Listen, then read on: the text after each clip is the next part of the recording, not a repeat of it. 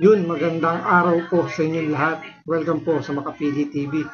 Ito po, pag-usapan lang po natin itong naging interview ni Attorney Vic Rodriguez ng ABS-CBN. Akala kasi ng mainstream media na ito, mako-corner si Attorney Vic Rodriguez dahil sa issue na kung saan, diba, nananawagan na sila ng Bongbong Marcos resign. At ang pinipilit nilang palabasin dito na ang makikinabang lang naman sa pag-resign ni Bongbong Marcos, syempre, si Sara Duterte at yung mga kaalyado niya.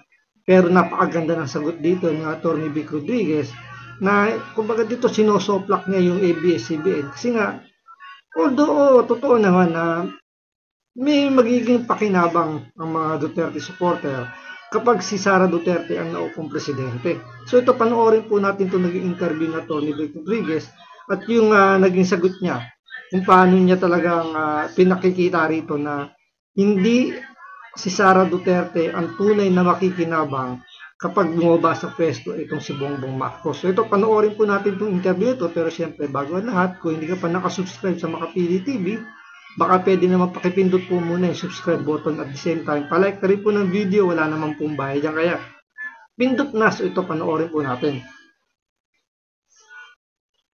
Attorney Rodriguez, I've watched your interview several times, your live streams as well. You've been calling for transparency and accountability. At one point, you even said, wala namang masama sa pag-ako ng pagkakamali. Again, not verbatim, but in so many words, you said that. Ayusin lang ang investigasyon, you said that as well. But how did you go from there to calling for the president to step down? Ang linaw-linaw na eh. Ayusin yung investigation, pinagtatakpan yung mga alyado every time na may lalabas at magsasalita, ang laging sasabihin lang, destabilizer o kaya yinuyugyug ang gobyerno. Again, corruption is destabilization. But that's where it gets tricky, Attorney Rodriguez, because who stands to benefit from your call for the president to step down? Diba? Pinipilit niya na kaya lang naman sumisigaw ng Marcos resign itong mga kaalyado ni Vice President Sara Duterte dahil lang gusto lang maiupo daw. Kumbaga yun yung gustong palabasin itong post na to, na kaya nyo lang naman gustong sipain si Bongbong Marcos sa pwesto para maiupo nyo si Sara Duterte bilang presidente. Parang nakakalimutan niya na hindi natin alam kung hindi niya alam yung massive corruption na sa administrasyon ni Bongbong Marcos. Di ba malinaw na malinaw, merong korupsyon sa administrasyon ni Bongbong Marcos. Pero parang ang nangyayari rito, mas naniniwala sila sa sinasabi ng administrasyon ni Bongbong Marcos na yung paglaban sa korupsyon ay pinangungunahan, nilalabanan ni Bongbong Marcos. So ang ending nito, kumbaga pinakatinutumbok nito, korupsyon ng nakarang administrasyon ang pinag-uusapan dito. Malinis si Bongbong Marcos kasi siya mismo yung lumalaban sa korupsyon.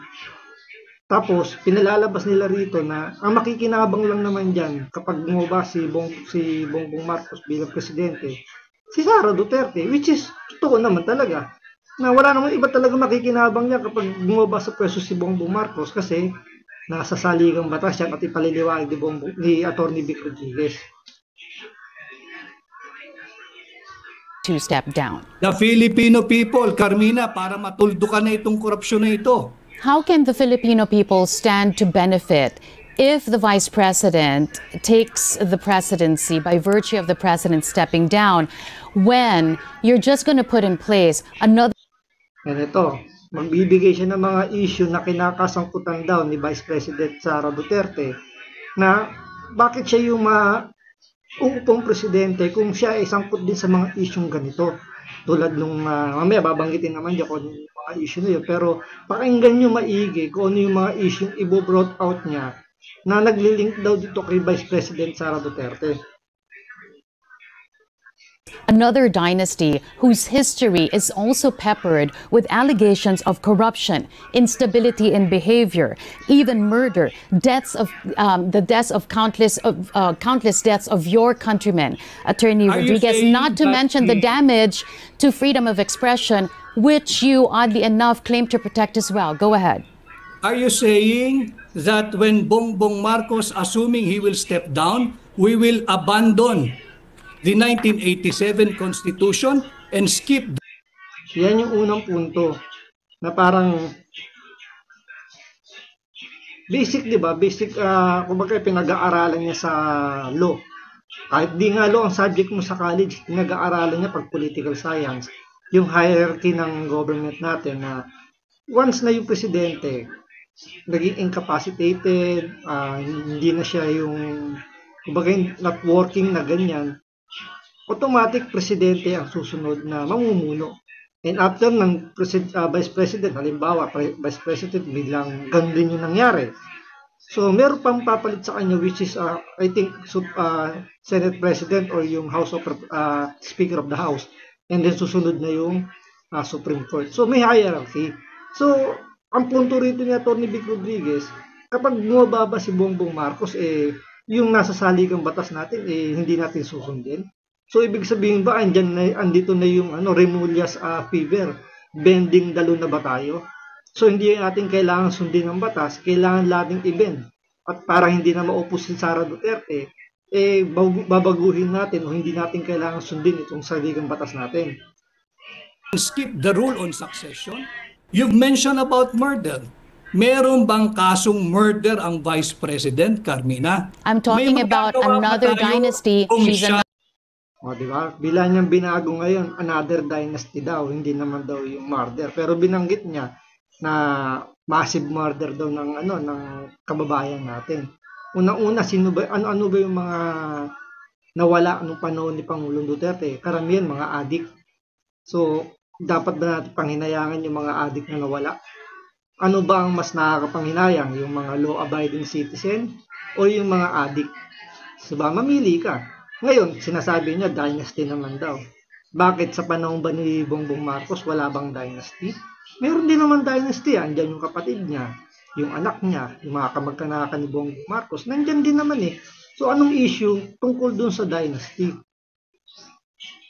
She's another member, she's a family member of another dynasty. Na mas malaki ang boto sa Pangulo. Wala tayong magagawa ron. I never advocated anything that is outside of the constitutional loop or constitutional orbit. But here's the thing. By the rule on succession, when the president is no longer capacitated to govern, the vice president shall assume the role of the president. But how can you... magagawa ron, hindi ko inimbento yun, hindi mo inimbento yun, iyan ang ating saligang batas. But how can you... Diba? Correct.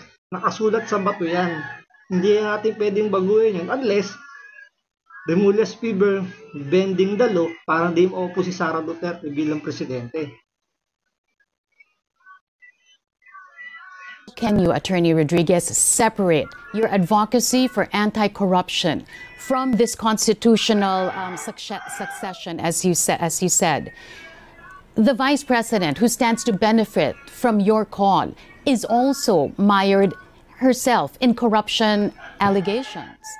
How does that reconcile with your anti-corruption advocacy? As a media practitioner, alam mo na walang ini-issue at clear na ng Commission on Audit ang Office of the Vice President kung ang pinatutukuyan mo ay yung paggamit ng intelligence funds. At walang nakabinbin na anumang kaso or impeachment laban sa pangalawang Pangulo.